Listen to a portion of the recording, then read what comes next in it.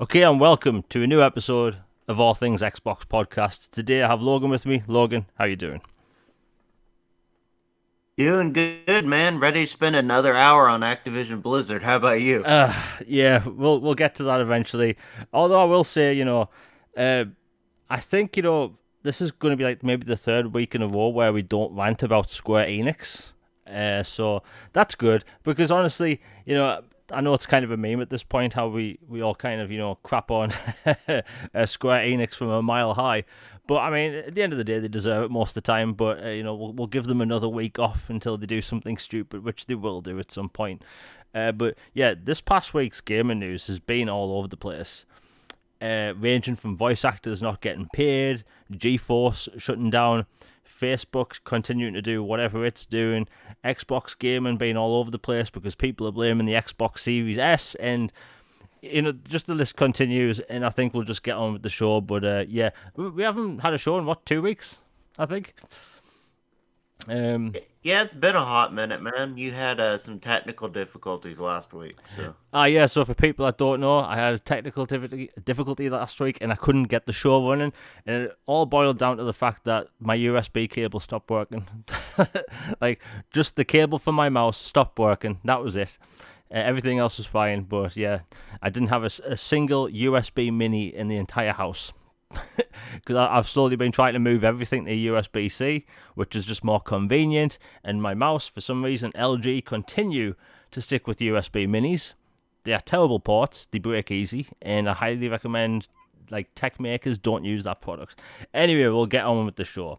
So, the Metaverse. Now, a lot of people don't like Metaverse stuff, I don't like Metaverse stuff, but it's kind of funny to see Facebook fail. And well, they failed again. They came out with a new show, or should I say stream, where they should be showing new games off. And it turns out that, even though they invest in billions into gaming, right, it turns out they pretty much aiming at all the people that play Facebook games. Not actual gamers, like the people that play Facebook farming games and stuff. And they were hyping up this new technology with the new headset that costs, I think it's like $1,200 or something. And yeah, now your VR characters have legs. Which is funny because in VR chat, fan-made mods, they've had legs since 2014. So this multi-billion-dollar corporation got legs working in VR. Hooray for everyone. Logan, what's your thought on that? Because the Metaverse thing is kind of getting played out at this point and it's just not taking off. Yeah, it looked cringe to me, honestly. I mean, kudos to them for trying something, but yeah, it definitely isn't my thing. I'm already not a VR guy to begin with, and this did absolutely nothing to make me feel to go rush to the store and buy a VR headset. It was very much, it looked very dated and just shallow jokes and just weird. And then, you saw that Geoff Keighley tweet where he's like, they have VR full body avatars with legs. I'm like, doesn't full body include legs to begin with? Or am I mistaken? Or I don't know. It's just a disaster to me. Yeah, it's kind of like how Apple laptops, they say it's got all day battery life, but all day actually means 18 hours. So full body just meant the head and torso. But yeah, I mean, the reason I bring this up, even though it's an Xbox podcast, is because you have all these companies trying to make, the Metaverse and Web 3.0 thing. And the truth is that Web 2.0, the way we live our lives now every day as gamers, it happened naturally. We use our smartphones all the time to get tips, talk to other people online. All that stuff came naturally. It wasn't forced. It all came from the olden days on the internet where you talk to people on forums, and now it's just more efficient and you use voicemail or messaging apps. And that's went into gaming as well. Back in the early days of the 2000s, you had Xbox coming out with this console that could only use broadband internet for multiplayer, and that was kind of new at the time. And again, it happened naturally. The Xbox 360 and PS3 came out with those digital stores, and they start selling map packs and video games digitally. It was new for consoles. It happened naturally. And then all these companies are just trying to figure out how to cash in on something new. And they're looking at Web 3.0, and I'm doing air quotes. and it's just not taking off because nobody wants it. Nobody wants NFTs. Nobody cares about blockchain, and they always say it's a cool technology, but no one has given a single instance yet of where it's actually cool and useful. You have Square Enix. Oh, well, here's me crapping on Square Enix already. Like, they're going to do NFTs and blockchain and stuff. Gamers don't care about that stuff. We want video games. And them investing more money into stuff like that just means less games, which is unfortunate. But hey, it is quite funny seeing Facebook fail and something that should be so simple. They have billions of users. Surely they should be able to get some games. But yeah, anyway, we'll move on. I do like to keep this show drama free, but I will mention the G4 thing because it was actually pretty huge on the internet. G4 is the video game television show, which wasn't actually around in the UK. It was just US, I believe. And it was big back in the day from what I know. And it came back last year as a YouTube/Twitch thing. And it failed today. Or should I say the other day. They fired everyone on the spot. And when I say on the spot, I meant they found out by third-party tweets, which is horrible, by the way, finding out that you've been sacked. It's horrible. So anyway, they've all been, disbanded and stuff. G4 is no more.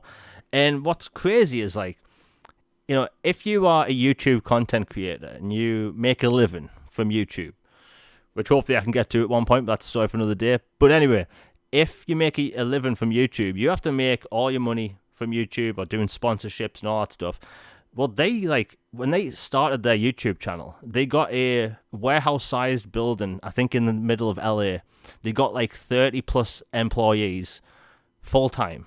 And they were just making the money off YouTube and Twitch. And it's they started a business plan that was obviously going to fail. If it was just let's say Adam Sessler or someone doing the stuff from his home while COVID was doing its thing, it could have taken off slightly. And it's no, they started getting a building in LA. I can imagine being a bit pricey. That's just me, but I don't know, Logan. What's your thought on this? Because it seemed a bit a bit of a big story. Yeah, it's a bummer it failed because I remember growing up, it was a big gaming network and everything, but like you said, it seemed kind of doomed from the start. They just, kind of like Google Stadia, where you have an idea and you go with it, but you don't fully commit to it or do it in a way where you will actually have success. You don't do tried and true methods. You attempt kind of a minimal push in that region, and it just doesn't latch on and succeed. So they get on somewhere else, but yeah, it doesn't seem like they were all in enough to get it to work.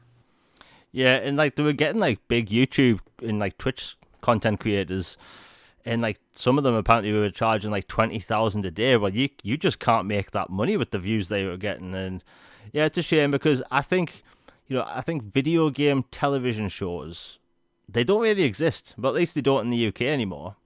It's been 10 or 12 years since that was a thing, and I don't know, I kind of miss it, the production values and all that stuff. But yeah, I think when they had to adopt entertainment to the modern era and make video game content for today's audience, maybe they just couldn't figure out how to do it. There is a way of doing it, but yeah, it's a shame. Hopefully everyone will land on their feet soon. But it was the drama around it's just pretty intense. Just imagine finding out you've lost your job on Twitter by someone else. Big bag of yikes. Wow. Anyway, we'll move on. Speaking of, we don't have many bad stories, and this is pretty much one of the bad stories. Microsoft laid off 1,000 people, and a lot of people start freaking out, thinking it's about gaming related stuff. And I feel sorry for everyone that's been sacked. About 1,000 people, yeah. And the thing is, Microsoft has 100,000 employees, so even though 1,000 people, it's a lot. It's a hell of a lot of people. To all their divisions combined, it's next to nothing. The unfortunate thing is that when you merge teams and studios and divisions and stuff, sometimes you only need one person for that job, and it's just unfortunate, And when this all kicked off, I saw people on Reset Era make it all about Xbox's failing. No matter what happens at Microsoft, people make it about Xbox, and there are people from the Xbox division that are gone as well, but that happens when mergers happen, unfortunately. I did business at college. You learn these little things, and it's like, it's just unfortunate. And I hate to be that person that's like, it happens, but unfortunately it does. Like, I know people that's gone through this, and it's awful, but, Microsoft is a huge corporation. Like, they're worth $2 trillion. They are global. They have 100,000 employees, so it's awful. Hopefully they'll all land on their feet. Logan, what's your thought on this? Because pretty much, there's not much to it. Yeah, it seems to be just that most big business and the tech industry are having some cutoffs and kind of having to tighten their belts a little bit with investments. And so there are some cuts that are happening. I know Google has had some, and some other companies as well. It's just on the surface, I understand why some people kind of freak out about it, because it's like you're in the middle of this massive deal you're trying to get through, and you're talking about how you're going to do right by this company and you're going to try to avoid layoffs and this, but then you lay off 1,000 people while you're trying to get this done. I know they're not related, but on a surface level they look related to people that haven't been following both. So I can understand why people are mad about it. It sucks. It sucks when people lose jobs, and I hope they land on their feet. And it was just bad timing. I'd put it that way. Yeah, I mean, if you think about it, like, let's say Microsoft does get Activision, which we'll talk about later, unfortunately.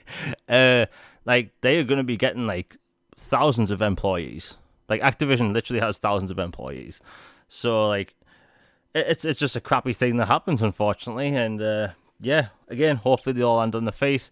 And it's pretty much all divisions, Azure, Surface, Xbox, everything. Yeah, we'll move on. Honestly, we've actually got a lot of good news to talk about. This isn't a topic I had listed, but I want to talk about it anyway. The Game of the Year conversation is coming up, and we're getting close to the end of the year. And we've had a lot of games released. I think there's been a lot of interesting games this year. I think a lot of the big games are still to come out, so like the Callisto Protocol, stuff like that, Gotham Knights, which we're going to talk about in a bit. But I think Call of Duty looks really good this year. Actually, no, I've just seen we 15 minutes in. If people are enjoying the show, please like, share, and subscribe. Hit that bell for notifications. It really helps the channel out. Super Chats are now live if you want to support the channel. Anyway, the Game of the Year conversation's going around. People are saying about God of War and all that stuff. I think Elden Ring is going to win across the board.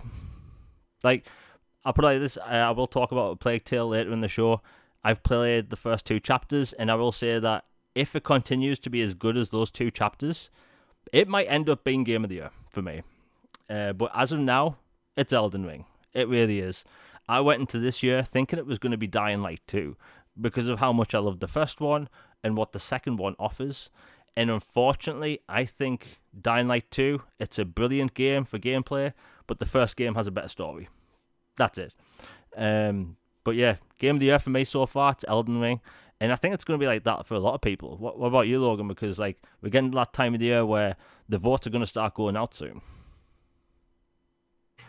There's been a lot of good games this year, but to me, it's just nothing has captured my attention and my imagination and my passion for gaming and just pure enjoyment and struggle and achievement like Elden Ring has. And so to me, like Starfield might have had a chance if it like nailed on everything everybody was hoping and dreaming it could, and it actually launched this year. God of War might, because I expect it will be really good, but I haven't played it yet, obviously. But as of this moment, Elden Ring has like an ironclad grip on Game of the Year for me. Yeah, I mean, Elden Ring like came out at the perfect time. February was closing, and I don't know, it just felt fresh. It was a 60 FPS game, which we're going to talk about in a bit, but it's just great. I think as a Souls game, it's great for people to jump in for the first time. Like a lot of people's first Souls game was that. It's the first Souls game I've finished.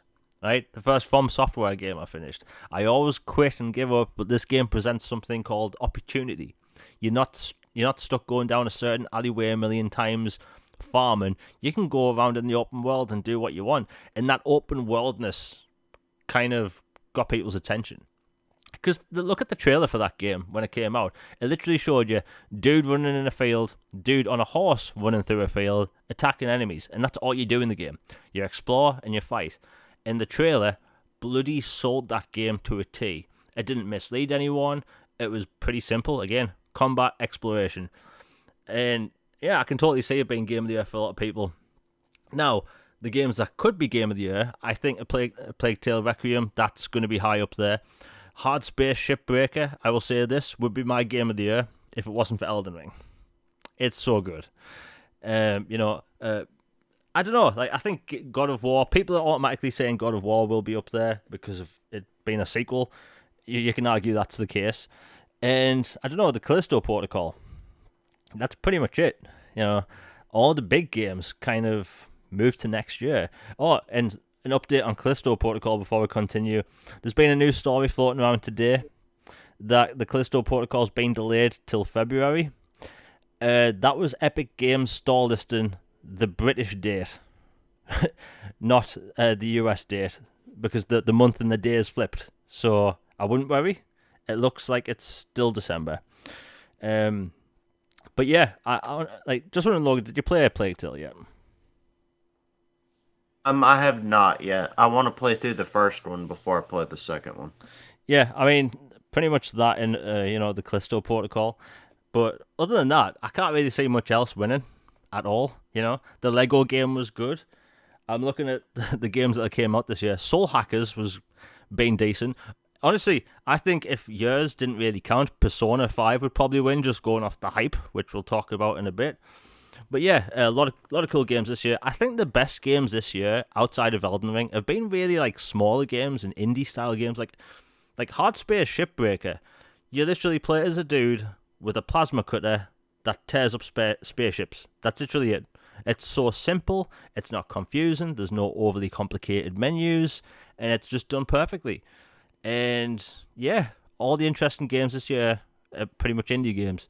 I think next year is going to be wild for Game of the Year. You have literally about 50 games coming out next year, which is insane if you think about it, because over the past 3 months, we've all seen those posts on Twitter where it's a blank image with a wall of text, and we're just used to seeing all these games get delayed and constantly, and I don't know, it just seems like all the big games that were going to come out this year have moved to next year. Which is unfortunate, but hey, it's kind of helping our wallets in the end, which is alright. But yeah, anyway, we'll move on. So, Splinter Cell, one of the biggest stealth franchises in my opinion. Absolutely adore that franchise. It's been away for a long time. The last game we got was Splinter Cell Blacklist, which released in August 2013 for the Xbox 360 and PlayStation 3, and Wii U.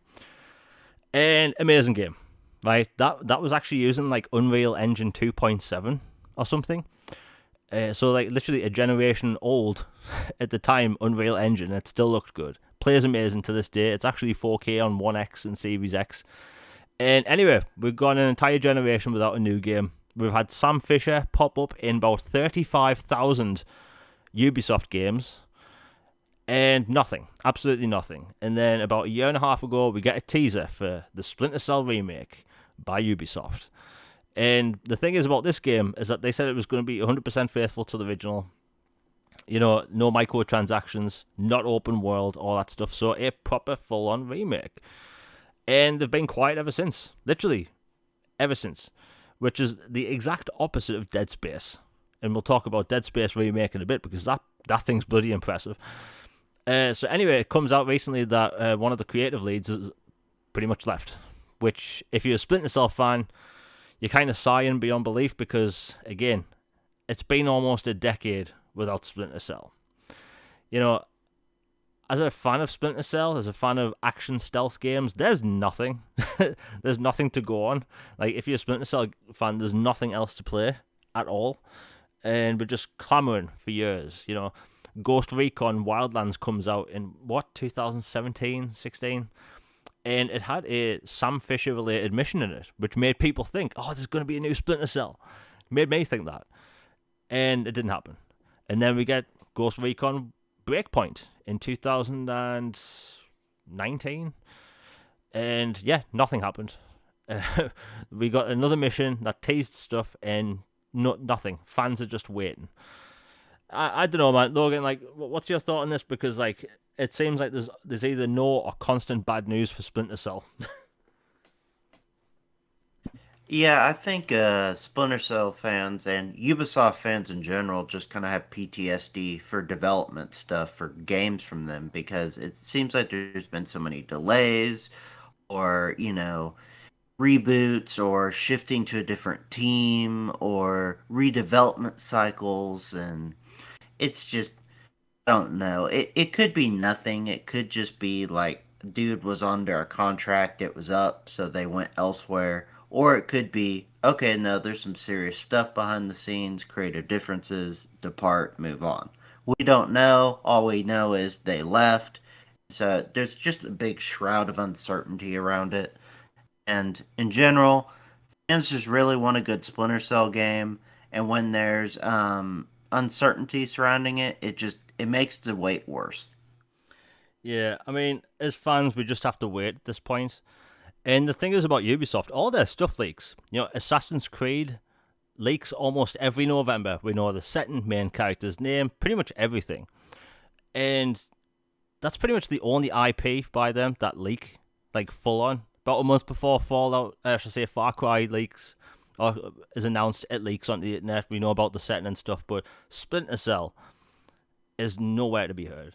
And the thing is, I heard from a Ubisoft employee back in like 2017 that they had a game in development. Apparently it's happened multiple times, multiple games made and cancelled, and that happens for all sorts. Warner Brothers games have had about, I think it's 4 Superman games cancelled in the past decade, some of which you can see like footage online, which I won't post links about, but if you go on YouTube you can find it. But it's unfortunate because like I'm a Splinter Cell fan. I love the franchise. I've been playing it since the original Xbox. Like, if someone says original Xbox to me, I think of 2 games. I think of Halo and Splinter Cell. And then third KOTOR. But mainly Splinter Cell and Halo.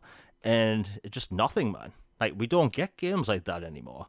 Everything's forced open world now. Everything's an open world action RPG. And there's nothing wrong with those games. But, man, like, if you go back and play a backwards compatible Splinter Cell, there's nothing like that on the market at all, and that's kind of unfortunate because those games were fun. Anyway, we'll move on. Man, I missed that franchise so much. While I'm on talking, I found the list. So I was talking about how all these games got pushed to next year, and I wrote a list of just some of the games. This is some, and most of these games I'm going to list release early 2023. So, and bear in mind, most of these games were delayed out of this year. Star Trek Resurgence, Wild Hearts, Deliver Us Mars, Alone in the Dark Remake, Outcast 2 A New Beginning, Hogwarts Legacy, Lies of P, Forza Motorsport, Resident Evil 4 Remake, Assassin's Creed Mirage, Ark Raiders, The First Descendant, Warlong, Fallen Dynasty, Dead Space Remake, Street Fighter 6, Alan Wake 2, Pragmata, Stalker 2, Diablo 4, Suicide Squad Kill the Justice League, Redfall, Starfield. That's just a few games, There's probably like another 5,000 games that are going to be, announced in the next few months. But I don't know, Logan, do you think there's like too many games coming out early next year? Yeah, it kind of, that expression, too much of a good thing. It kind of feels like they're really, really just packing Q1 for 2023 to where some games that would potentially be a Game of the Year candidate on another year are going to get overshadowed by something or drowned out with everything is just so much packed in there that people's time is going to be divided and different games are going to be shuffled around. And I don't know, like, I'm excited as a gaming fan to have that much quality in a year, but me, it's like, it almost seems like they should be spread out a little bit more that year. Yeah, because most of the time, we would complain about games just all releasing in October. That always used to be the case. And now, it's like developers listened. They're like, okay, we're not going to release all of our games in October. We heard you. we're all going to release our games in February. Like, wouldn't you think that some of these studios would know each other's game releases? Because I swear, right? Most big games that release next year that have release dates is February. Like, there's like 40 games releasing in February, and that's a bit much, isn't it? Like, why not January? Why not December? I don't know. It's a bit weird how everything's just moved to early next year. And don't get me wrong, after all this year's delays and stuff, I welcome many game releases. In fact, all those games I listed, those are all games I want to play. Thankfully, a lot of them are going to be on Game Pass, which means I'm not going to go broke. But it's just, I don't know. I'd like to know from chat, like, what do they think of all these games releasing early next year? Because I'm not even kidding, like, February, there's a game releasing every 2 days, basically. That's what it works out as. Again, I'm not going to complain. You can just pick and choose and save money later. But yeah, good thing we have Game Pass. Anyway, we'll move on. So, we're going to talk about Platinum Games. Now, Platinum Games, they were working on Scalebound back in the day, and then it got cancelled, and then Microsoft got all the blame. And pretty much for years, we were all looking at Microsoft saying, hey, why did you cancel this cool-looking dragon game? Why can't we have this? And it gets to maybe like a year and a half ago, maybe 2 years ago, where they just came out of the woodwork, Platinum Games, and said, hey, it's kind of our fault. It was just out of nowhere. Nobody was asking. And it was kind of like, why would they, like, all of a sudden just announce that it's basically their fault? After Microsoft took the brunt of the hit, right? And it just came out after the Activision deal this year, when that was announced in January 2022, that, they wouldn't mind being acquired. Imagine that.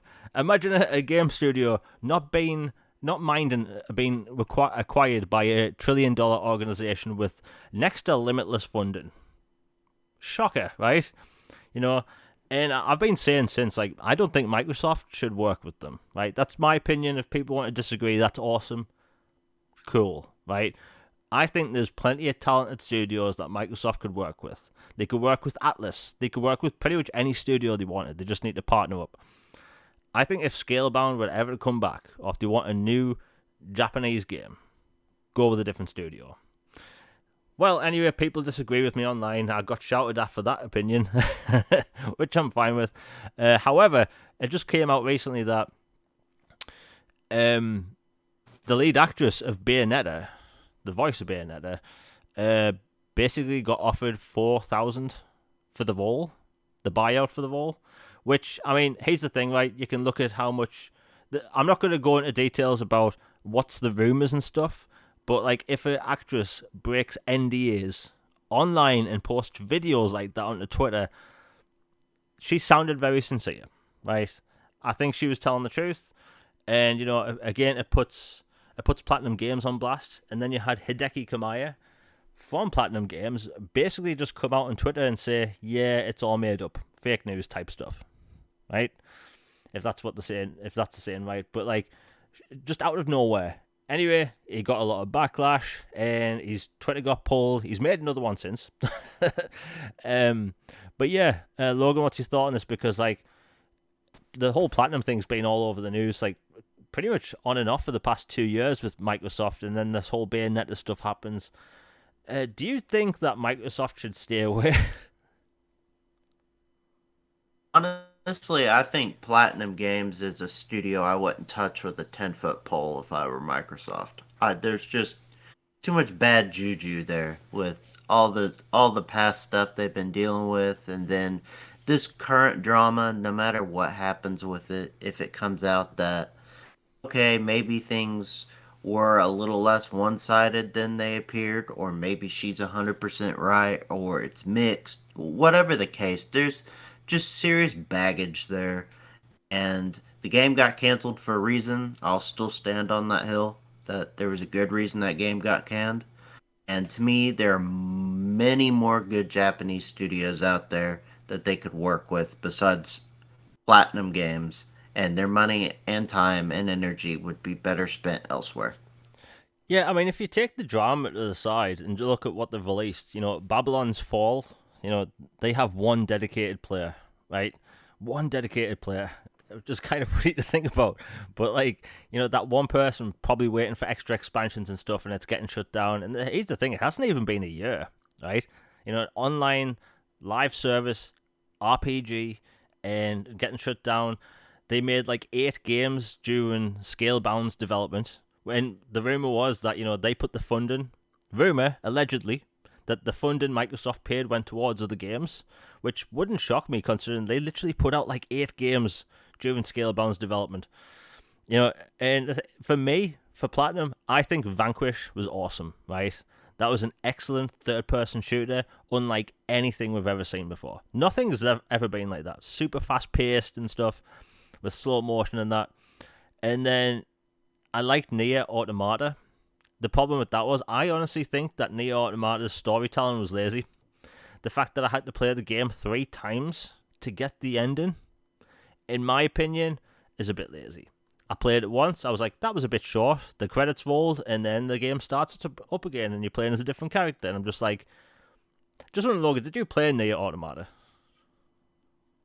Yep, and I think I played through it 3 or 4 times to get the best ending, and then I went ahead and sacrificed my data so that my character could live on and help other person in their playthrough for the ultimate ending. And then I was like, walked away. I'm like, okay, I'm done with this game. But I loved it personally, but I do agree that I think there were some things in it that were kind of just shoehorned or less than desirable about them. Yeah, I mean the combat, the music, pretty much everything about it was really cool. The world You built. find it in the You up?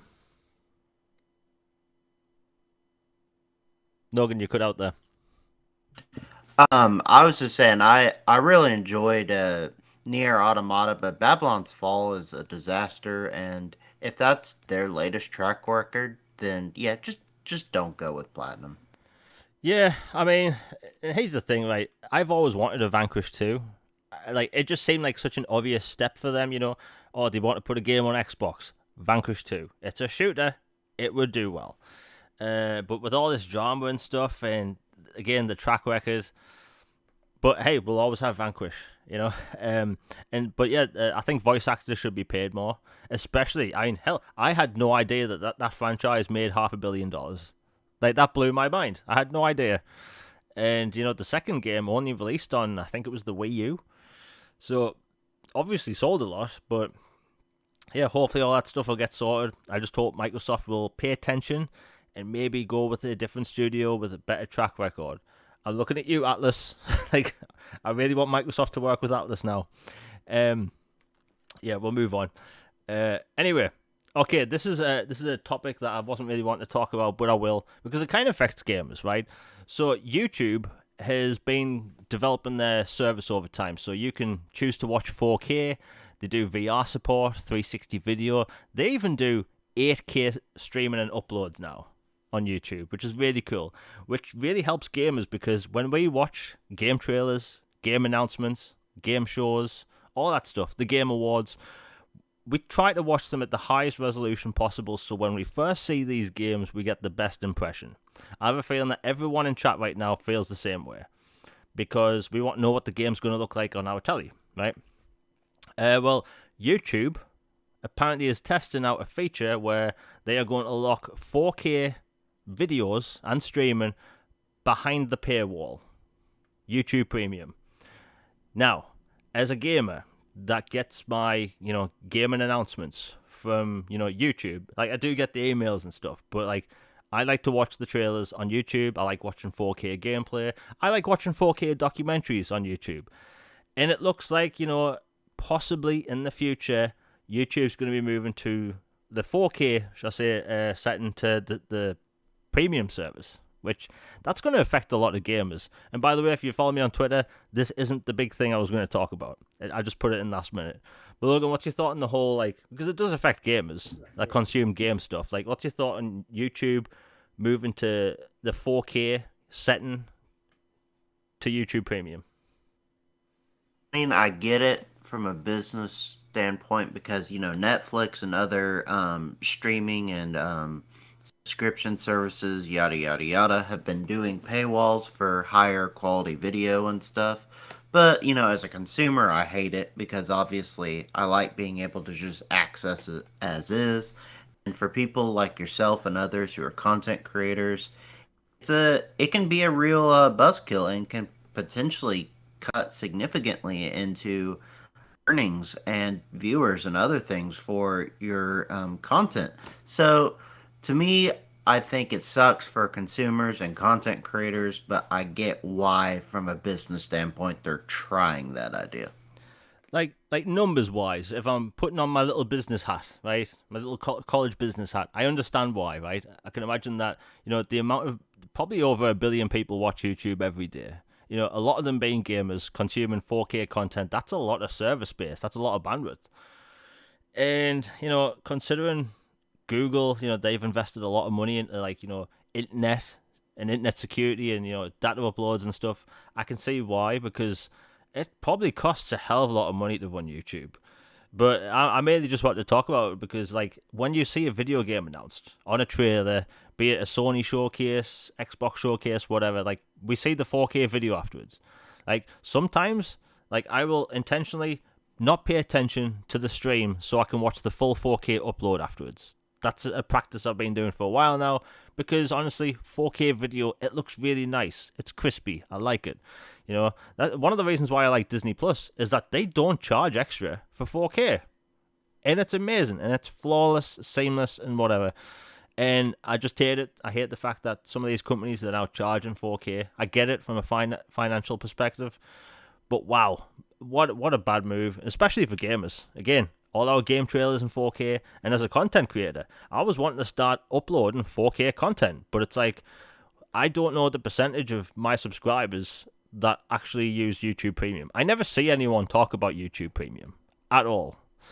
So that's a bit of a shame. Hopefully they don't do it. Because I tell you, YouTube has apparently tested out 10-minute long ads.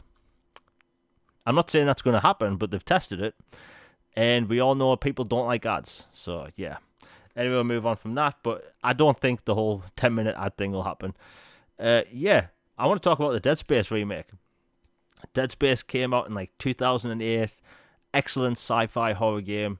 And honestly, if you had an Xbox 360 at the time, I'd say it was a must-play game. It was one of those games that made you go, wow, this is next gen.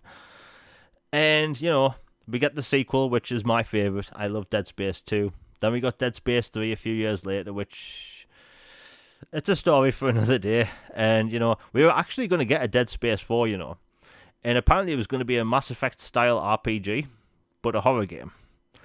Now that sounds awesome. Yeah, and the thing is, when I found this out about 2 years ago, I was heartbroken, right? Because I want more Mass Effect 2 style RPGs, and this was going to be a Dead Space game. That's the best combination possible. And never happened, Apparently you travel to different planets and you deal with different xenomorphs or whatever you call them. And I think that's aliens. Anyway, that didn't happen. And we went an entire generation without Dead Space, which is horrible. And then EA just randomly announced one day, oh yeah, we're getting a Dead Space remake. About a year ago, right? They had a little CGI trailer and a lot of people wondering, will they do the game justice? And I have to say, they have been so upfront about its development, it's actually shocking. And it's refreshing. I've never seen a video game in development, a big AAA video game, where the developers are just telling everyone everything from the get-go. They've been so upfront about it. And I love that. And that's the studio that made Star Wars Squadrons. I forgot the name. Can you remember the name, Logan? Motive Studios. That's them, thank you. But yeah, Motive Studios, they making it. And they're a good studio. And they've been so upfront, they're telling everyone everything. They've been posting gameplay clips for close to a year now. And the game looks absolutely phenomenal. And I'll say this, I'll get this out of the way. It's going to be 4K, 60 FPS on Xbox Series X and all that stuff. At least 4K is listed. But yes, 60 FPS and ray tracing. So all that stuff's listed.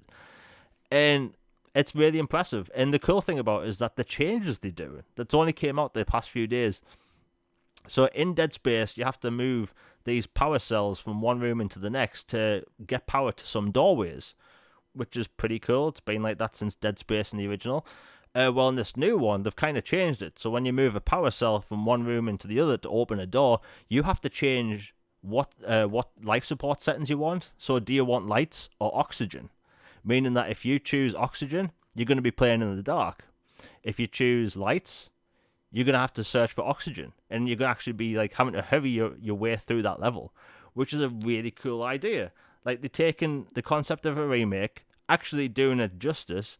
It looks amazing. It's going to be 60 FPS. It literally, like, if you say next-gen game, that screams next-gen. The way it looks, it's night and day. It's not that they've taken the same game and slapped 4K textures on it. It's a 100% remake. They've even got the voice actor to come back to redo some lines and all that stuff. Again, 100% remake. And just the fact that they're putting in systems like that, all of the necromorphs, I can't remember the name of them, but the bad guys, the big zombie weird things. You got it right, necromorphs. Thank you. Right, so the necromorphs, they have like 100% like body degradation, meaning you can shoot limbs off from wherever you want. Like, they have actual gore, which is really cool. I don't know, Logan, what's your thought on this? Because they've been upfront about it since the beginning. They are an EA studio, but they've been going about this the right way. Yeah, first off, I have to give EA some credit. They're doing better. And as someone whose public disdain of EA is well documented in the past, I just have done a bunch, like Square for you, EA is to me. So I'm happy they're finally doing good on this, and it looks awesome. This looks like, yes, full price day one. Sign me up. Incredible. I love the subtle changes they're making to modernize it. Then bringing the actor back, where if you for those who have played it, you remember he was completely a silent protagonist for the first game. So him having, dialogue and subtle changes to things, and then the story being more fleshed out, and then decisions like oxygen or lights, and having the anti-gravity from Dead Space 2 instead of kind of the more complicated version of, Dead Space 1 anti-gravity, where it's just going to be a better experience. And I love Motive. They've really impressed me with Squadrons and their work, and you can tell they are passionate about this project. Recent interview they gave, they said they're all in on this, and then they're doing the Iron Man game as well, and they've done Squadrons, and they've said they would like to do more Dead Space. If this does well, there is a realistic scenario we get a Dead Space 2 remake or a continuation of Dead Space in some capacity. So this is another one of those, if you really want it, put your money where your mouth is, like with Jedi Fallen Order. Shouts to all of my Jedi and Sith faithful friends who shelled out for that, because now we're getting Jedi Fallen Order 2. So I'm really, really, really excited for Dead Space Remake. Yeah, I mean, who would have thought this time, like 10 years ago, people would be speaking positive about EA and negative about Square? Like, the roles are just completely flipped all of a sudden. But yeah, Motive doing the game justice. And I will say this, like, the price has thrown a lot of people off. Dead Space isn't a long game. Fortunately, this remake has side content, like side quests and stuff, and the ability to go back through the station to complete side quests, which is really cool. But I will say this is a tip for people that are a bit annoyed at the whole $70 game situation, because we've ranted about this enough. I'm not going to talk about it again. But I will say this, if you're genuinely annoyed by $70 games, and you don't want to spend $70 on games, and you're looking forward to games like Dead Space Remake, do Microsoft Rewards. Those games won't be $70. I just checked. I've got 201,000 Microsoft Reward points saved up. I can spend that on what I want. And if you don't want to spend that $10 extra on games, you know what? Use the Microsoft Rewards. You'll be getting the game digitally, but hey, it'll be cheaper. Even though I've been doing Microsoft Rewards for a few years now, it only recently occurred to me, like, oh yeah, I can use the Microsoft Rewards to get the extra £10 off. It should have been so simple, but it's been right in front of me the whole time. But yeah, if you want to get Dead Space day one, use Microsoft Rewards, get yourself $10 off. Why not? But yeah, I love the fact that the studio are doing the game justice. And as a remake, that is literally how a remake should be. You know, it's not too far out of the field, like, you know, Total Recall, the remake, which it's terrible, absolutely terrible. Like, you've seen that film, right, Logan? I actually have not. That is one of the few classics I haven't seen, but thankfully I haven't seen the remake either. Okay, well, Total Recall came out in the 80s. It's an amazing film. Arnold Schwarzenegger, and he's like, it's one of his finest films, and it's one of the highest regarded Arnold Schwarzenegger films. And then they come out with a remake in 2012 where it's only the same. The characters have the same names, and it's called Total Recall. Other than that, it's terrible. Right? It has Kate Beckinsale, and that's the only good thing going for it, and a cool car chase. I think that's 2 episodes in a row I've mentioned that. But either way, that was a terrible remake. And then you have these legit good remakes that are what remakes should be, and it's just good to see. You know, I love Dead Space, and who knows? Like you're saying, like maybe they will do Dead Space 2. But honestly, I personally think Dead Space 2 still looks good. I'd hope them to just do maybe, you know, Dead Space 4. Or redo Dead Space 3 because people really didn't feel that game at all, you know. But yeah, it's good news for Dead Space fans because that was a franchise that was dead for a decade. People thought it would never come back, and this remake is the only way it's coming back. I've said time and time again, I'm actively against Xbox 360 era remakes. I don't think they need to be remade, but I'm a realist. This is the only way it could happen, so hey, let it happen. And yeah, we'll move on. And also, that is the only game that uses Frostbite that doesn't look trash, right? It's gorgeous. Yeah, the game's gorgeous. Like I've said actively on multiple podcasts, not just my show, but other people's shows. Like I think Frostbite is a terrible engine to use outside of Battlefield. However, this looks absolutely nuts. Like I'm all for it. The game looks great. I'm just happy that Dead Space is coming back. Like. You know, the thing is, like, I think we're at a point now where we are going to start seeing more franchises come back. You know, Mass Effect was dead after Andromeda. Andromeda basically killed the franchise. Thankfully, Legendary Edition sold well. It's coming back in a big way, which is great. Unreal Engine 5, all that good stuff.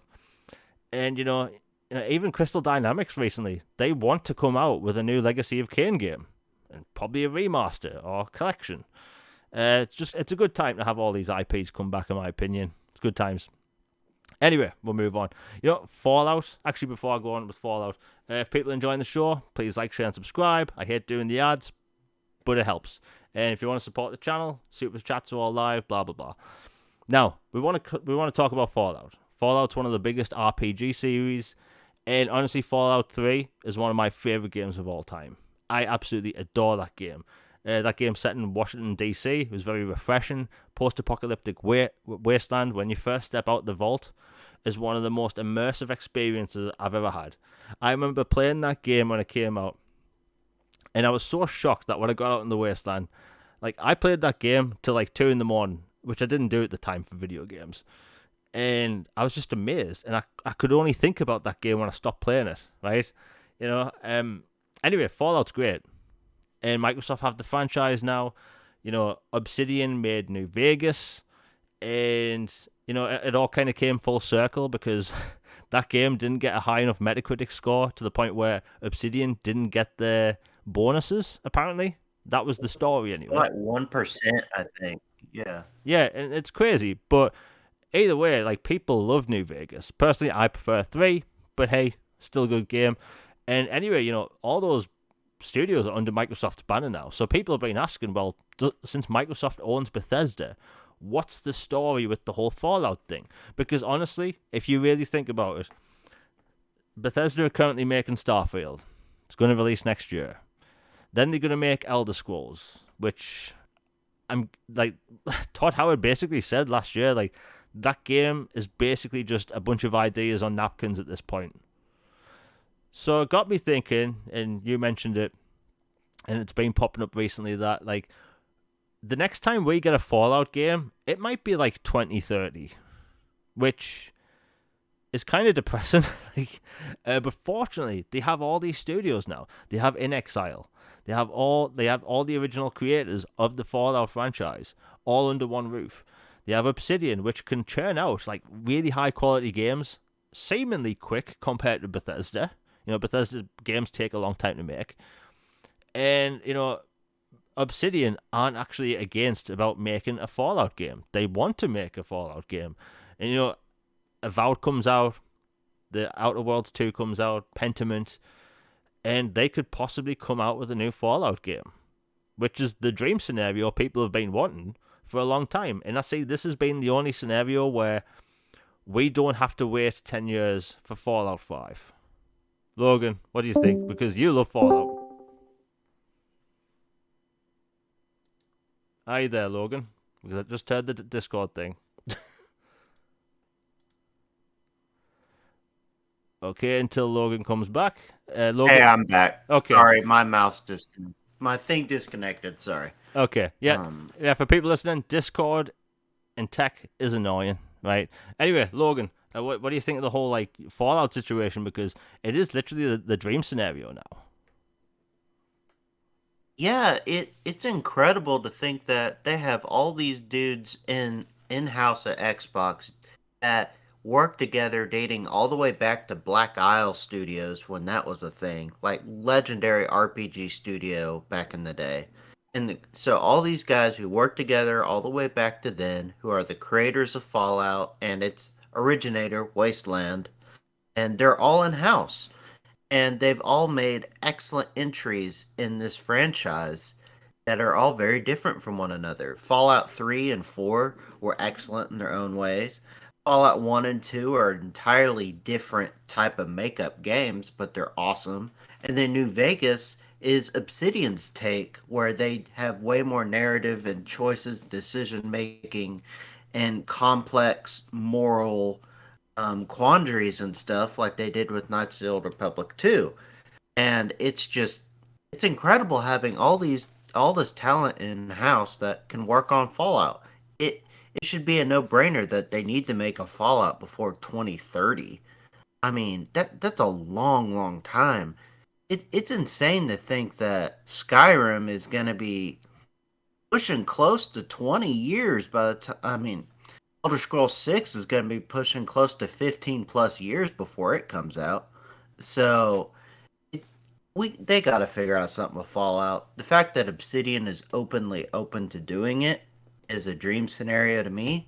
Like, honestly, my two dream projects for Obsidian would be they do another Knights of the Old Republic type game, and or they do another Fallout game. Like, that's my dream scenario for that studio, if they could do one or two of those projects. So, sign me up day one if they did it.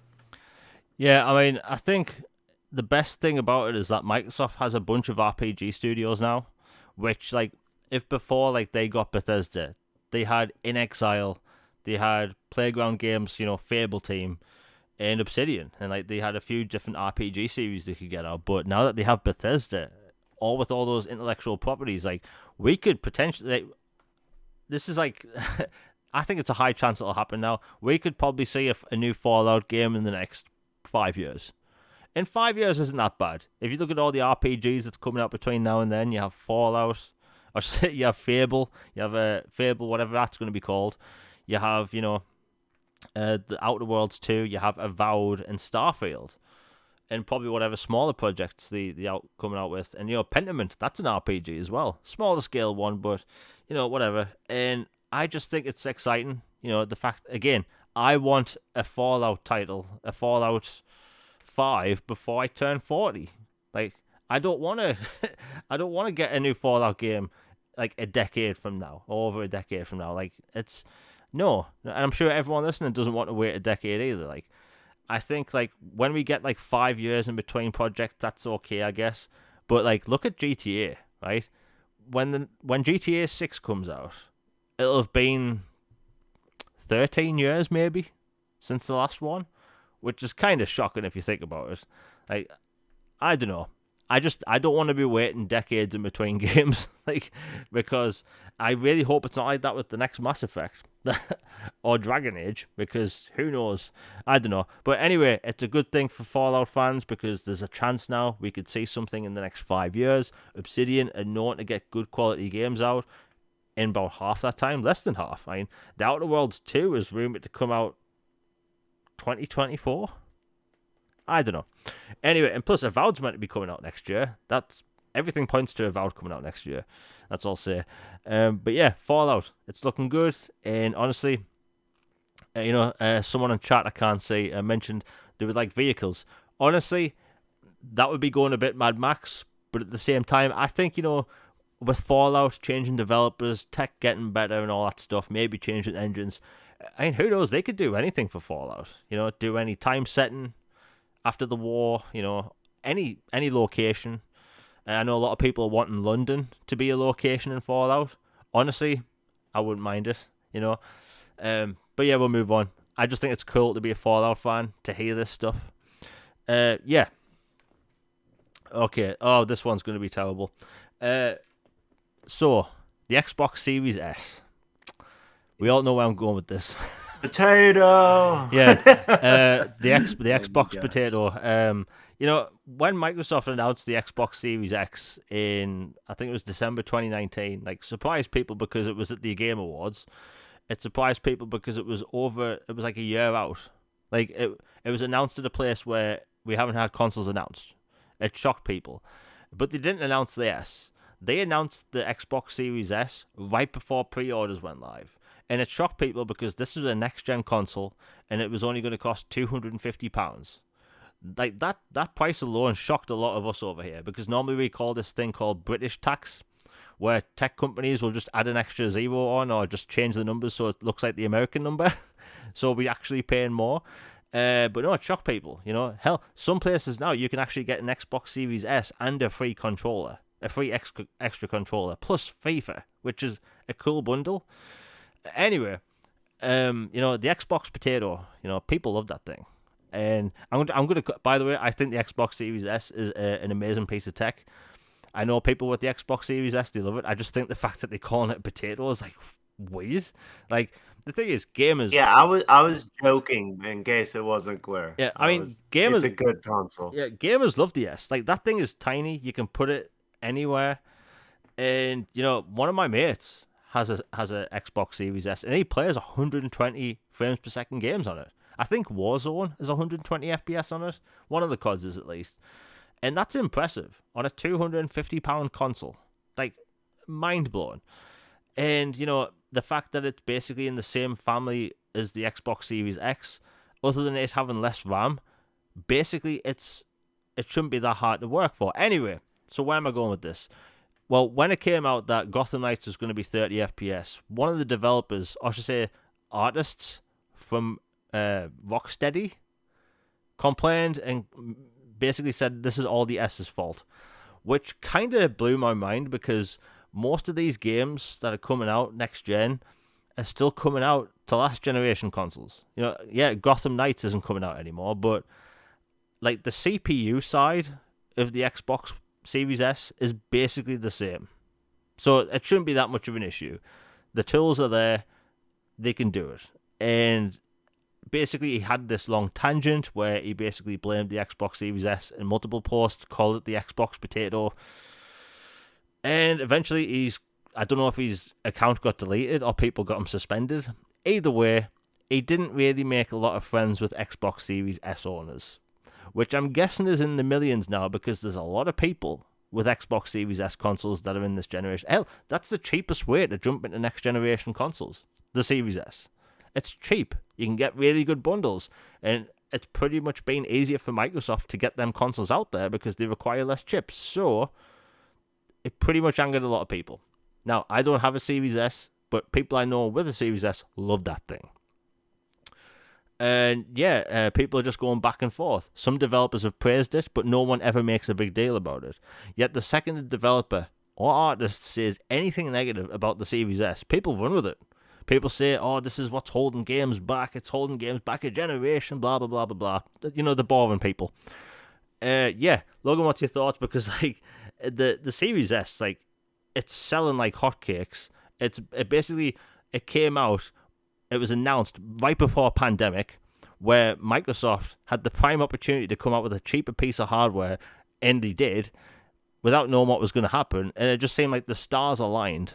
Yet some people, some developers or artists are blaming the S, where we have 120 FPS games that run on the small thing.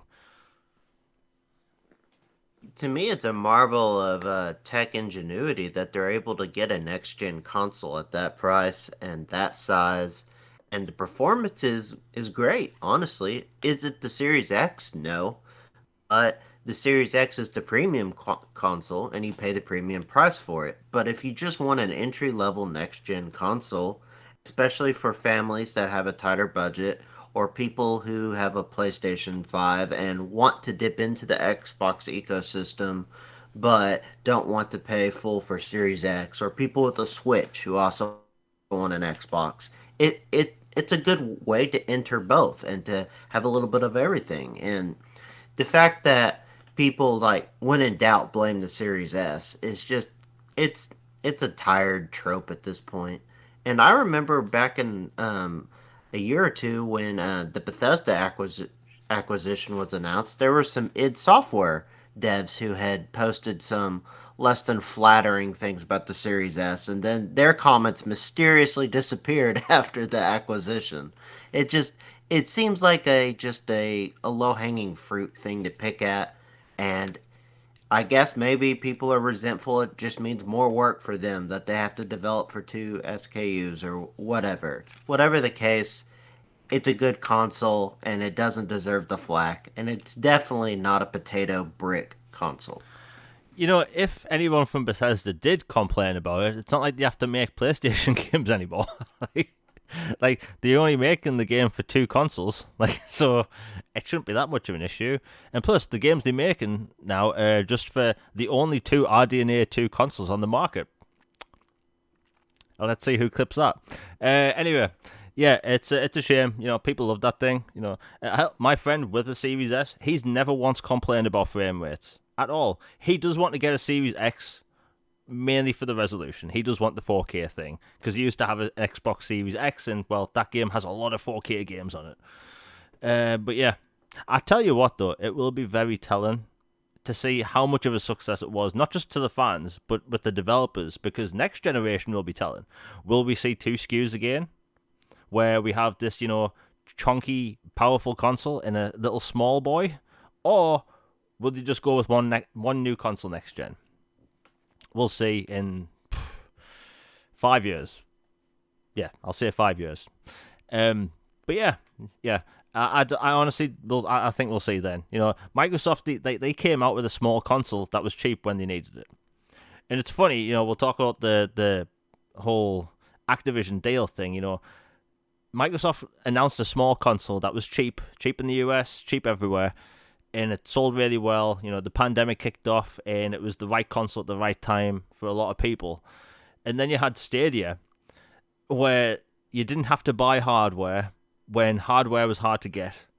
You basically had nothing to fill. Like, literally, it was the cloud, and Google still Stadia couldn't take off still, right? That's one of the funny things I think the CMA is blaming about the whole Stadia thing, is that Stadia was perfectly set up during the pandemic to take off because people could sit at home without a box and Stadia couldn't succeed.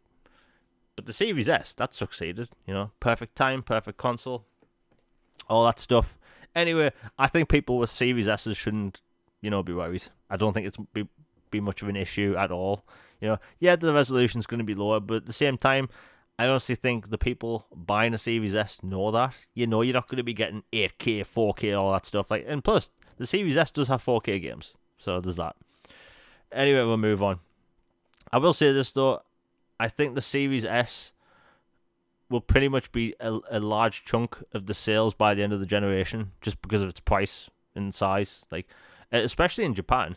Like, whenever I see pictures of people buying Xboxes in Japan, 90% of the time it's the Series S. Hell, the Series S is outsold the PlayStation 5 in Japan multiple times now.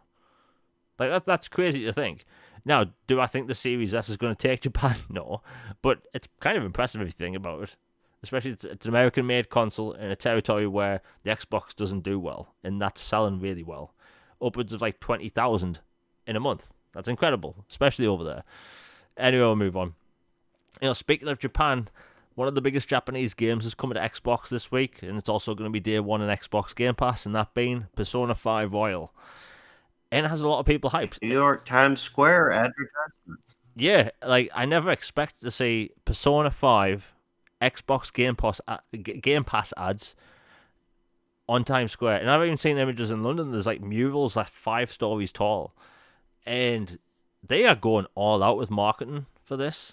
Like, they are spending legitimate money to market a Game Pass game. Those games that people say don't get advertising. Well, there you go. But yeah, there's a lot of hype for this game. People have been wanting Persona on Xbox for years. Like, the RPG series, not the fighters. And it's a big deal. People are so hyped. It's got like 90 plus on Metacritic. I think it was at 95 last time I checked, but it only had 7 reviews, and that's probably going to go up. Like, people love Persona. It's going to be my first Persona. It's going to be a lot of people's first Persona game. And it's a good time, A lot of people on Xbox have been wanting these franchises for years. Yakuza, wanted for years, finally came over. And stuff like that. Kingdom Hearts finally came over. In the wrong order, but still it came over. And yeah, it just seems like, Sega are doing the right moves. I think Sega's doing wonders for Xbox right now, especially Game Pass. They seem to have no problem launching games in Game Pass. And even though it releases physically, I still think it's going to sell well. It's also coming to the Switch. That's a big deal as well. There's also a collector's edition you can get, which is cool. But yeah, like, I swear, like 90% of my Twitter feed the past week has just been people hyped for Persona on Xbox. Which is funny because apparently Xbox gamers don't like Japanese games. Apparently. So I've heard. I mean, who would have thought, the Xbox community hyped for... And then here's the thing, right? There's millions of Xbox gamers with a range of tastes. Like, this is a highly regarded JRPG franchise. And when it comes to Xbox, we don't have a lot of big JRPGs. We have Final Fantasy 15. We have the Yakuza games. That's pretty much it. Like, we have a bunch of older Final Fantasy games, but when it comes to big, new JRPGs, there aren't many at all. If you go on Xbox right now and look for JRPGs, they're pretty much phone ports from some phone publisher, Japanese phone game publisher. But outside of that, yeah, like, everyone... So every time Jamie or Logan say Persona, that's right. Yeah, like, look, I'm excited because I've always wanted to play Persona on Xbox, mainly Persona 4. I've been hyped ever since this announcement. So even though 5 releases on, Friday? Day 1 Xbox Game Pass. I'm looking forward to 4 because I almost bought a Vita in 2012 to play Persona 4 Golden. I saw a trailer. I was like, I really want to play that. And I didn't because the Vita UK price at the time was just terrible. But I still had my eyes on Persona 4 Golden. And who would have thought, yes, 10 years later, I'm going to get to play it on my Xbox.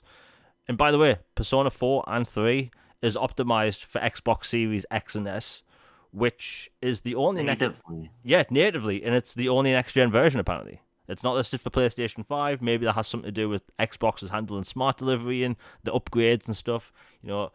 Anyway, Xbox is getting it good when it comes to Persona. I can't wait. I know a lot of people in chat are clearly looking forward to it. Persona 5, should I say. Even Persona 3. Like, I didn't even know what Persona 3 looked like until that Xbox trailer. And yeah, it's a good time. Like, Logan, what do you think? Because, like, there's so many people hyped for this. Oh, I'm definitely one of them. Bring it. I'm super stoked that Persona is finally coming to Xbox. I had bought Persona 5, Royal and Persona 5, the original, on my PlayStation, but they were in my backlog. But now that they're coming to Xbox day 1 and Game Pass, and they're enhanced and everything, and then I'm going to be able to play 3 and 4 Golden along with 5 Royal, it's the best possible way to experience it, and I just can't wait. I'm super happy that Sarah Bond and Greenberg and everybody else are putting the time and effort to promote these and show that, look, Xbox does care about Japanese games, and more people want them on the platform.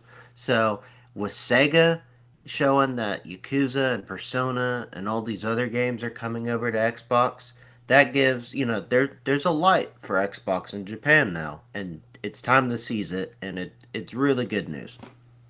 Yeah, I mean, if you think about it, I think the way they've worked out the deal with Sega is working out really well because this is how Yakuza came to Xbox. Yakuza 0 was the first game to come to Xbox. It was also day one in Xbox Game Pass. If I had a pound for every time I said day one in Xbox Game Pass, wow, I'd be a billionaire. Anyway, yeah, like they basically started like a new fan base on Xbox. And then they came out with the rest of the Yakuza games. And then when Yakuza 7, or to say Yakuza Like a Dragon came out, they had Xbox fans buying the game because it didn't launch in Game Pass. And they're doing the same with Persona. Like, they probably hard at work right now on Persona 6. I think that kind of goes without saying. I think people should expect that. So when Persona 6 comes out, they have an active fan base that are familiar with 3 of their biggest Persona games that can buy the game. So it will be bigger. They could probably put more money into voice acting. Because again, Persona, or just Yakuza Like a Dragon, did have English like voice acting, but it also had English lip sync, which I've never seen a JRPG do ever. Like, that costs a lot of money to do lip sync for multiple different languages. And good on them for doing that. Excellent game. But yeah, Persona 5 Royale coming to Xbox this Friday. It's got 4K 60 FPS listed. Apparently at the same time, I've seen 60 FPS gameplay for that. It looks amazing. Love the art style of that game. Cell shaded. Japan looks amazing. All that stuff. And you know, while we're talking about it, we will talk about Crisis Core. I've been looking forward towards Crisis Core, the remake. I'm just going to call it a remake because that's all over the place. I've been looking forward to that for a long time because, well, ever since they announced it, because I wanted to play that on PSP back in the day. I have a PSP right now. It's about 10 feet away from me. And I never got that. You know, I didn't like the fact it only had one analog stick. Like, Sony, what were you doing? What were you thinking? Put one analog stick. It can play PS2 style games with one stick. Anyway, I wanted to play that game back then. I never got it. Years go by, and then when Square Enix start basically porting and remastering stuff, I always thought Crisis Core would eventually come to Xbox. I didn't think it would be a remake. I thought it was just going to be a straight up PSP port. Well, here we are, years later, and it looks great. And honestly, I can understand why some Xbox fans don't want to buy it, because they feel like they're either funding a sequel that won't be on Xbox, and they want to kind of boycott it because they aren't going to get Final Fantasy VII Remake. And that is a weird game, that the fact that we still don't know the situation for that. You know, it originally had, what, a 1 year exclusivity period? Or, yeah, 2 year. And that 2 year goes by and then nothing. And we still don't know to this day what's the deal with that game. I would love it if Square Enix just came out and said, no, it's not happening, ever. Because the reason I keep having hope for that game is because in 2015, the head of Square Enix came out on the PlayStation stage at PSX or whatever the December show was, when the Final Fantasy VII port, the original, came to PlayStation 4. The head of Square Enix came out and said, this game will only ever be on PlayStation. Skip forward to 2019, and it got announced for Xbox and Switch. So that's why I don't believe that it's going to be a forever situation, because it's happened before, so why not now? Logan, what's your thought on that? Because, like, I don't know, I keep thinking we're going to see Final Fantasy VII Remake. I kind of just am of the belief at this point that we're just not going to get Final Fantasy VII on Xbox. I'd love to be wrong, but Square's behavior and Sony's clear penchant for money hats and having deals, having exclusive content as long as they don't own it, apparently. So, I don't know. I just don't think it will happen. Hope it does, just don't think it will. And like you, I've always wanted to play Crisis Core. So, in the end, I'll probably buy it when it's deeply on sale. That way, I still get it, but I don't buy it day one. That's probably what I'll just end up doing. Yeah, I'll give people a funny story about Crisis Core. So I just said that I wanted to play Crisis Core on the PSP, right? Even though I have one. So why didn't I play it? This is the genuine reason why I don't have Crisis Core on the PSP. So when PSP, was picking up Steam and stuff, and a lot of people were buying them in the UK and whatever. I had a PSP at the time. I had a very particular girlfriend. I shouldn't be talking about this, but screw it, it's funny. So the reason I haven't bought any games for the PSP, because the wallpaper was a picture of me and my ex. So when I turn it on, it's a picture I don't want to see. And bear in mind, it's one of the crazy exes. So yeah, that's why I didn't. Yeah, so that's why I didn't buy it, because the second I turn on my PSP and it goes to the boot menu, the wallpaper is an image I don't want to see. So it's just been sitting on my shelf for like 15 years. Anyway, yeah. I love that. That's peak lazy gamer right there. Won't change your background. Yeah, like I was just like, yeah, I'm not. I don't want to see that image anymore. Yeah, note to people: don't go out with crazy people ever. It's bad. Anyway, Soren X, I love the name by the way. Super chat, $5. Thank you very much. Great show, dudes. In my opinion, I think Final Fantasy VII Remake will release once all 3 games are out as a trilogy. Just my theory. It's a good theory. I honestly, I think you're right. I really think you're right. Yeah, it makes sense. Like, and I think a lot of people were expecting the sequel to Final Fantasy VII Remake to come out like years from now. It's coming out next year. So, who knows? Maybe, I don't know, 4 years from now, 6 years from now, will happen maybe. Maybe that'll be one of the first games that come out on Xbox's next-gen console. You'll never know. And I get it, Some people are angry, they don't want to buy certain Square Enix games. I totally understand it. I want to buy Crisis Core because I don't have to turn on my PSP, But yeah, I think it's... I think that's going to happen. Yeah, Soren X, thanks for the super chat. Yeah, that sounds right. And plus, I honestly think that's realistic as well. I think, we've waited long enough. It's probably going to be 3 years until the next one. They've probably got the pipeline together, making the game faster. So yeah, and plus making games for PlayStation 5 is easier than 4, so they could probably pump them out quicker. Yeah, Soren X, I agree. That sounds right. And hopefully, we'll see it one day. But anyway, yeah, so I hope everyone enjoyed that little story about my PSP and why I didn't get Crisis Core. Wow. To be fair, I've got 100 other stories like that I think would entertain people, but it's an Xbox podcast. Anyway, so I think Persona releasing this week, it's a big deal. I see a lot of people excited for it. 90 plus meta game launching on Game Pass. That says it all, really.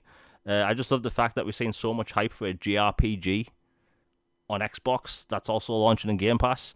And plus, people have been tagging me with the collector's editions and stuff. Really cool. It really did make me want to buy it. I was going to buy it digitally.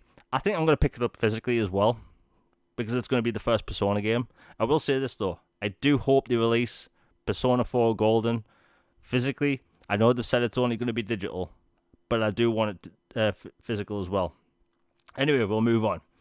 We'll talk about the Sony ABK stuff first, because we've got bigger stories to tell, some of which is going to make a lot of people happy and some sad. So the Activision deal continues. Now I'll say this. I think the whole Activision thing right now, the topic in general, is overly played out. I'm bored of it. I can't stand it. If I see ABK one more time in my feed, I'm going to jump off the balcony.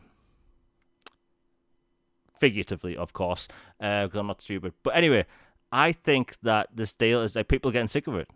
The CMA, them blocking it, it's just making it drag on even further. And it's just going to be months and months of people talking. And in a year that's been filled with delays non-stop. Pretty much the only news this year, big news, has been the Activision Blizzard deal. And all the bad stuff that's happened over at Activision. Brazil were for it. And from what I know, Brazil have a large Xbox community, which is really cool.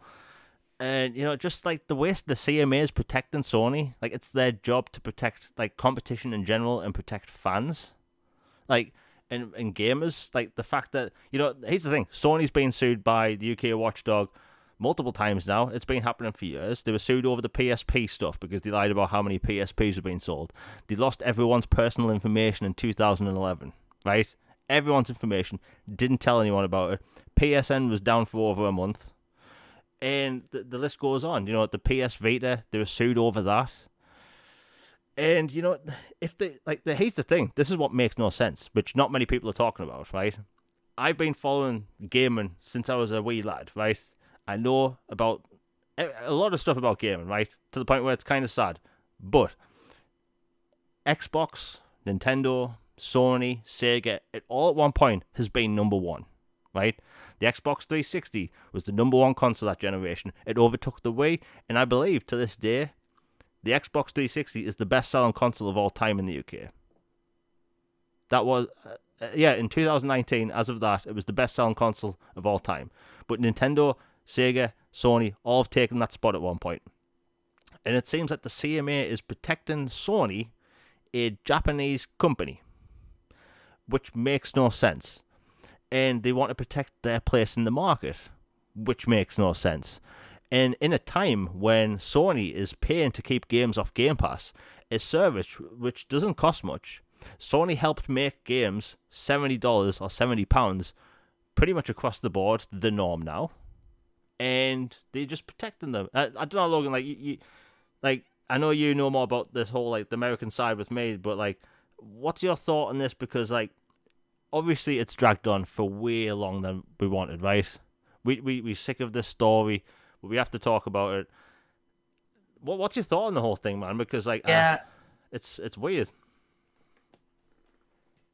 Yeah, this whole thing has, at this point, it almost becomes like you almost resent the topic at this point because it's just like it's the only show in town basically for news.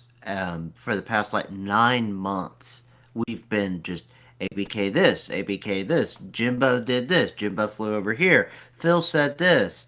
CMA has questions about this. FTC is scrutinizing this. Brazil approves this. Chile now entering investigation, and then Saudi Arabia passes, and it's just like every day he said, she said, back and forth. Just it's like a soap opera just playing out, but it's not a fun one.